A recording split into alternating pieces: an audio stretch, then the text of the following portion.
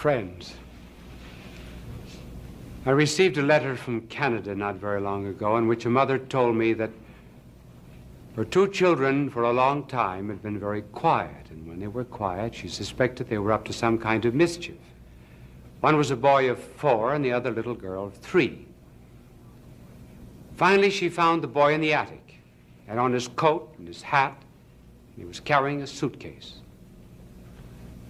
And she said, "Where's your little sister?" "She's in the suitcase." "Well, where are you going?" "We're going down to New York to visit Bishop Sheen." And this is another true story that came to me that actually happened here in New York in the family of one of the FBI agents. The little girl, aged 3 or 4, was watching her father paint a crib. "What are you doing, Daddy?" "Painting a crib." "What color?" "White." "Where did you get the paint?" "Bought it at the store." "Where did you get the brush?" "Bought it at the store, too." "Daddy, at what time does the soul come into the body?" "When the body's about ready to receive it." "Daddy, do you wear a girdle?"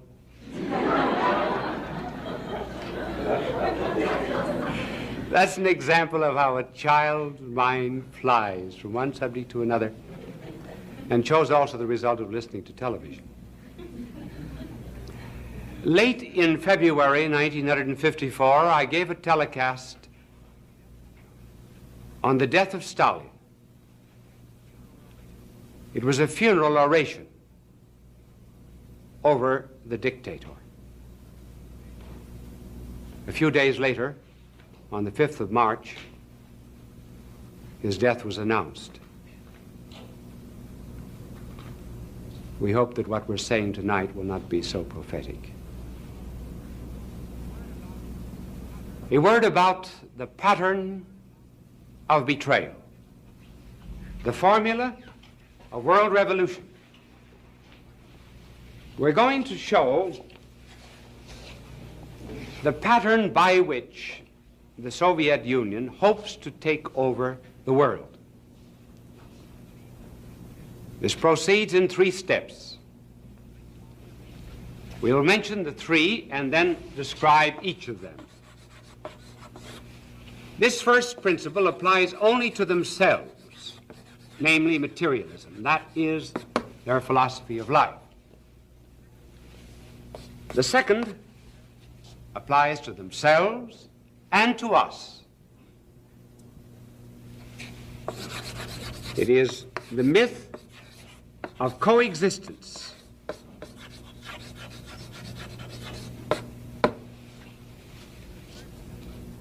And the third step, which applies to both Soviet Union and ourselves, is destroy with a kiss.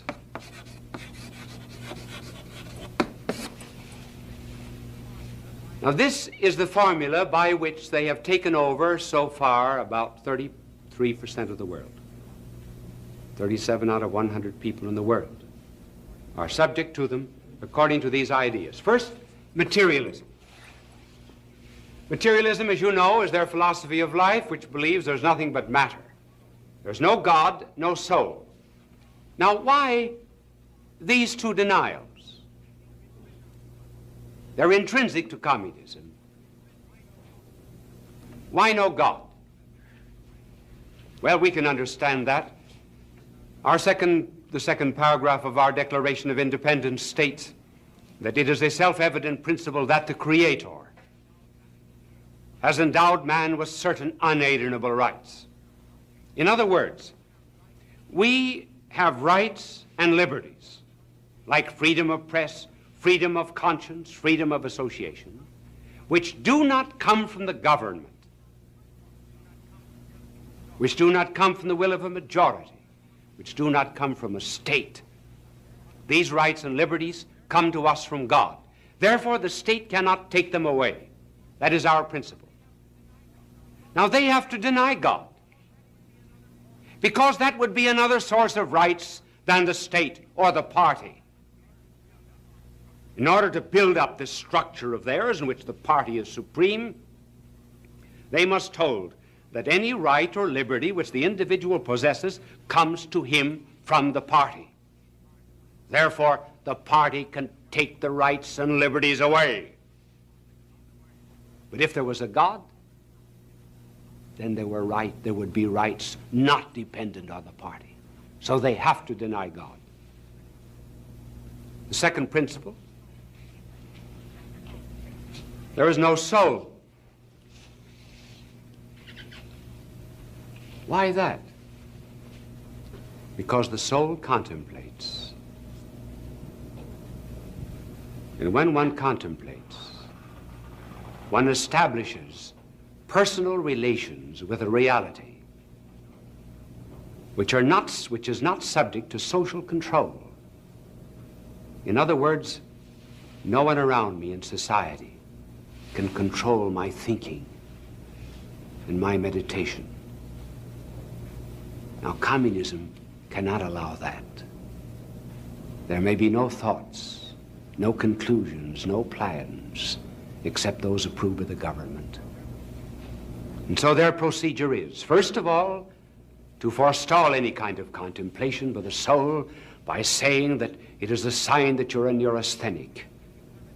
And secondly, if you have any thoughts of your own, then by purges, by persecution, by drugs, and by starvation, and by standing for hours and hours before a blazing light, your thoughts are driven and expelled out of you.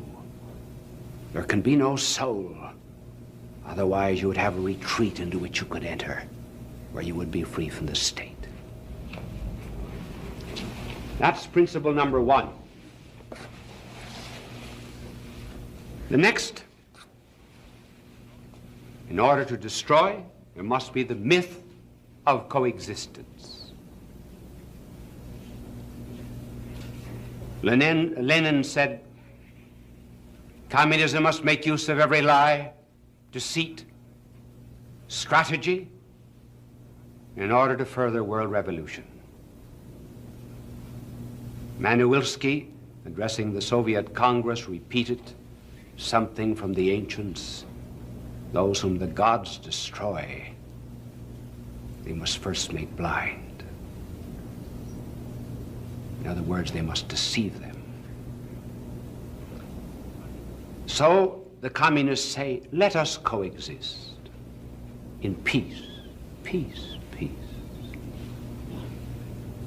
At the end of the 19th century, there was a great Russian writer by the name of Soloviev, who in his work, The Three Conversations, said that in the 20th century a book would be written entitled Peace and Cooperation Among All Peoples, and it would be written by a dictator who would conquer the world. Do you know of any book that has a title like that?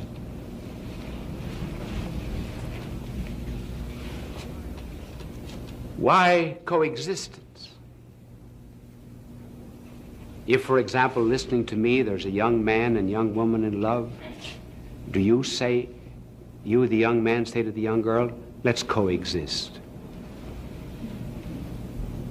Does a husband say to his wife, let's coexist?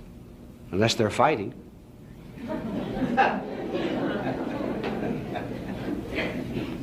New York does not say to New Jersey, let's coexist. Canada does not say to the United States, let us coexist. Why then does Russia ask for coexistence? Interesting, isn't it? Here's the answer. Here are 5 houses. House 1, 2,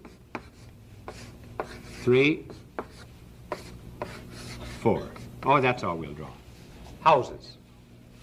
In this house is Mr. A, who believes in heating his house by gas. Mr. B believes in heating his house by electricity.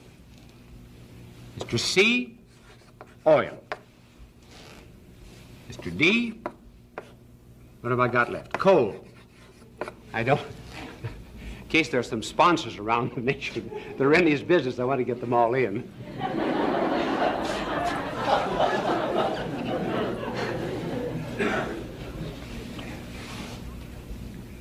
Now it is agreed among them that they will use different forms of heating. There's no problem of coexistence among them. But suppose someone moves into a house down here whose name is Mr. K. Mr. K.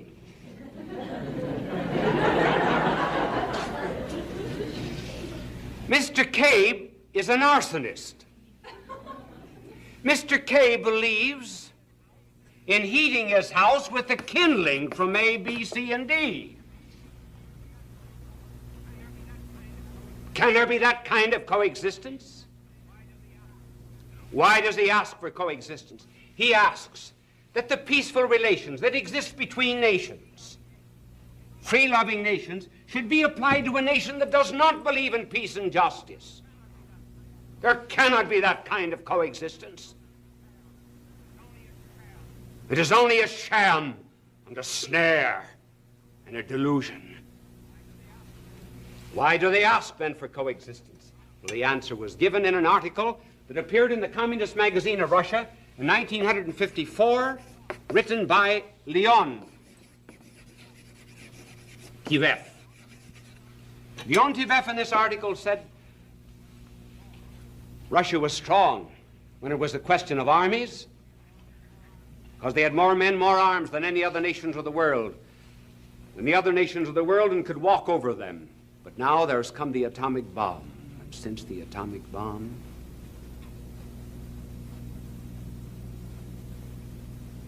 there can be mutual destruction. Soviet Union would be destroyed, so would other nations. So there must be, Mr. Leontiev goes on to say, long periods of coexistence until the historic moment comes when we are ready to strike. And when does that come? When does that happen? Well, that happens at a moment of greatest friendship, when a dictator visits another country to pledge loyalty and fidelity. As, for example, in 1939, when a treaty was signed between the Soviet Union and Latvia, Estonia, and Lithuania. Now, I could just as well read this off an idiot card, but the reason I'm not reading it off an idiot card, I'm reading, so I might just as well tell you. In an idiot card, I'd have to do this. I could use a teleprompter, and then I'd have to do this. So we're reading. These are the words of Molotov. These pacts of mutual assistance strictly stipulate the inviolability of the sovereignty of the signatory nations. Note that. The inviolability, in other words, of Estonia, Latvia, and Lithuania, 1939. And the principle of non-interference in each other's affairs. We stand for the scrupulous observance of these pacts on the basis of complete reciprocity. And we declare that all talk is nonsense about the Soviet Union trying to Sovietize the Baltic countries. That in 1939. Sovereignty of Estonia, Latvia, Lithuania. They manage their own affairs. We will not Sovietize it. That was 1939, the moment of greatest friendship. 1940, Latvia, Estonia, and Lithuania were wiped off the earth as nations. Same with China. India is discovering it. Tibet is found out. In every single instance, a visit from a dictator. Some instances in Eastern Europe, long parades, visit to the operas, pledges of friendship, drinking toasts one to another, and then destroy with a kiss.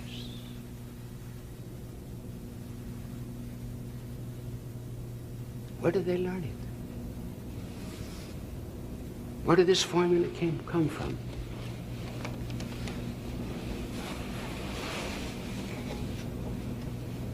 Came from Judas. Those were his stages. First, materialism. Not just avarice. We do not know anything about the avarice of Judas until the very last part of the public life of our Lord, in fact, about 10 days before. Avarice is only a consequence of other sins. It is not first. The first mention we have of the fall of Judas was when our blessed Lord announced that he came from heaven, that he would die for men, and that he would rise again from the dead and ascend into heaven and give us the bread of life. He had multiplied loaves and fishes and fed several thousand. And then the people came to make him king. And our Lord refused to be a bread king and fled into the mountains alone. And Judas said, so that's the kind of a king he is. He's interested in spirituality. He's giving himself as the bread of life. Why doesn't he be an economic king? And at that mention of the Lord giving himself as the bread of life, you find written for the first time that our Lord knew who it was who would betray him. He never believed. He was a materialist to the core.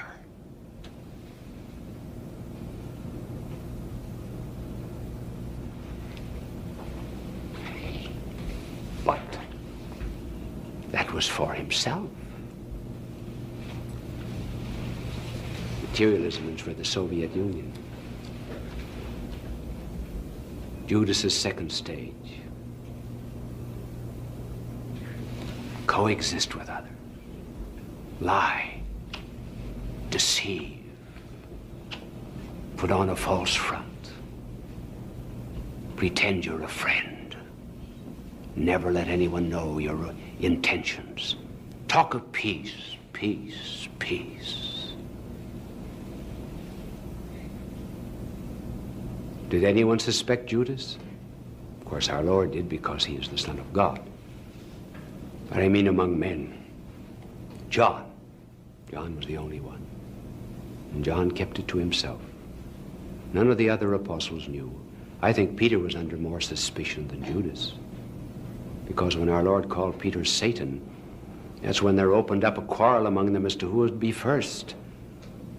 The mother of James and John interceded for her sons, and after the transfiguration, the apostles quarreled as to who would be first. Even at the Last Supper, they quarreled.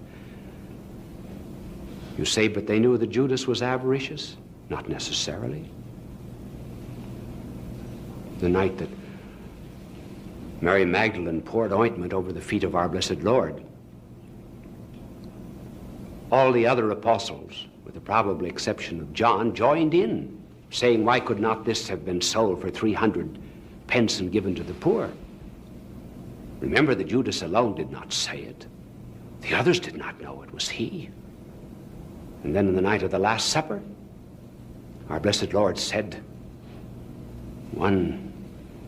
he who sits at table is about to betray me. And so each asked, except John, is it I? Is it I? Is it I? Is it I? Brazen Judas, coexistence to the end. Is it I? Peter said to John, ask the Lord who it is. Our Lord said it was the one who would dip his finger in the dish. He reached it to Judas, but the others did not know the sign. And when Judas left, they did not know the business of Judas. The other apostles thought that Judas had gone out either to distribute money to the poor under the direction of our Lord, or else to buy food for the feast. They did not in any way suspect that he was a traitor. Deceit, friendship, pledges of cooperation, mutual assistance, love. Oh, we're brothers, all of us. And then the third stage. When you have them all fooled, then it is that our blessed Lord meets him. And Judas came down over the brook of Kedron. Excuse me for looking down there, changing my watch. I want to find out how much time I've got. Only 1 minute left? Oh, the watch is wrong. I'm sorry. I had 2.5. I have 1 minute left. So we'll have to hurry very quickly. And Judas came down over the brook and threw his arms around the neck of our blessed Lord and blistered his lips with a kiss. And our Lord said, "Friend, wilt thou betray the Son of Man with a kiss?" Oh, yes. Some things are so sacred and divine, their betrayal must always be prefaced by some mark of affection. My fellow men, my countrymen, beware, lest you say, wouldst thou betray America with a kiss?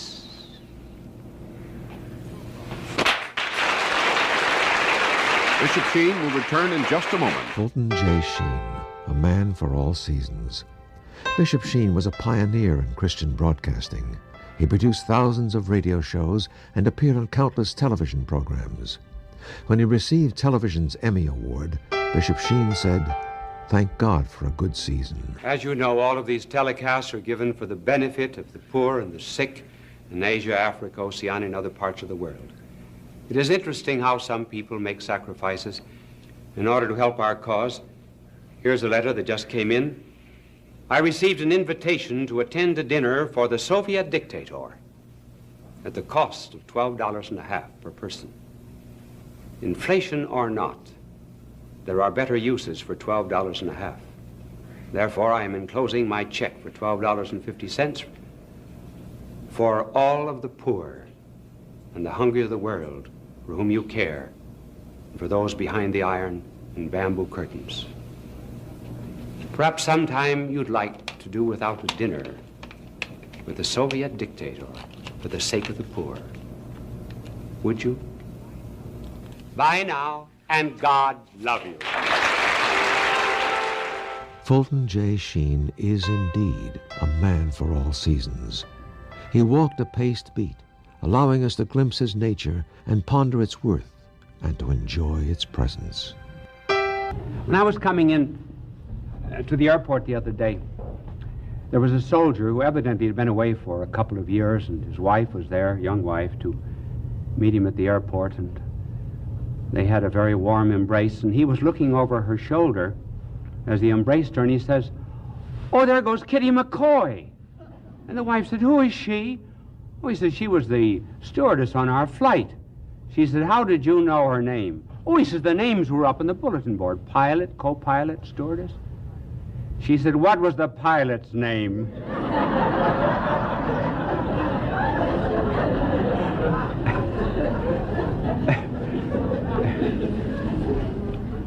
This telecast is not going to be what you think it is. I know you've heard the song, "Love is a many splendored thing," but I'm going to tell you the origin of that expression, a many splendored thing. I'm going to tell you who really wrote it, but I will tell you in a minute.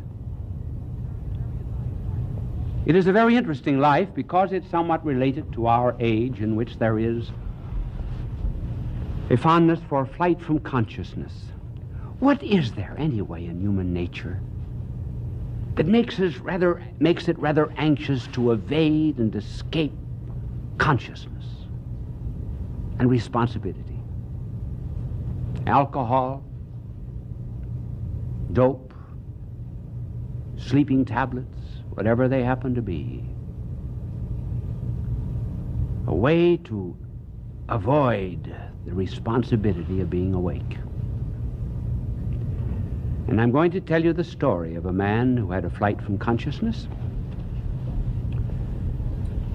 And in this story, we find revealed the unconscious influence of little things. Jean Guiton, a member of the French Academy, said that while he was a prisoner of the Nazis in Germany, one night he and a number of other prisoners amused themselves by each telling how his mother and father met. Circumstances were quite accidental. Sale of a lottery ticket, chance meeting, fall on the street, blind date, wrong address. And here, as a result of these trivial things, here were men that were prisoners under a totalitarian system. It was the little thing that influenced the life of Francis Thompson, who wrote, "Love is a many-splendored thing." And what was that small thing? Well, this young man started for the priesthood, and he was told he did not have a vocation. And then he went into medicine. His fondness was literature. He used to produce as a little boy the plays of Shakespeare for his sisters. And as he was studying medicine in the University of Manchester, he roamed into every bookstore, and at that particular time there had just appeared a Life of De Quincey. He evidently had mentioned the fact that at home that he loved De Quincey. And on his 17th birthday, his mother gave him De Quincey's famous work, The Confessions of an Opium Eater.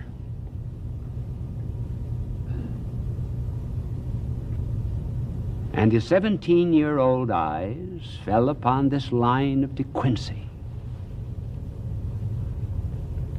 Why, at the age of 17, should I have become a prisoner and a prey to this drug, and lost my mind and my freedom? The mother never intended that her son Francis Thompson should ever follow in the steps of Thomas De Quincey. But he did. So he went in for the psychedelic, for the flight from the unconscious. And here there's a curious parallel between the life of De Quincey and the life of Thompson. De Quincey lived earlier than Thompson. When De Quincey became a dope fiend, he went to London, to Soho Square. So did Thompson. And this further parallel, when they went to Soho Square, De Quincey had in his pocket a book of English poetry, we do not know which poet it was, and a copy of the Greek dramatist Euripides. When Thompson went, he had in one pocket Blake, and in the other pocket Sophocles. When they went to London, they both went to the same place, Soho Square. How well I know it. I've spent 5 years of my life in Soho Square. Not continuously, but many, many summers and many winters during my university days. It acquired its name in the 17th century because that was the area of London where the huntsmen used to gather to chase the hounds. And the head huntsman would call the hounds with Soho. It became known as Soho Square. It's very famous.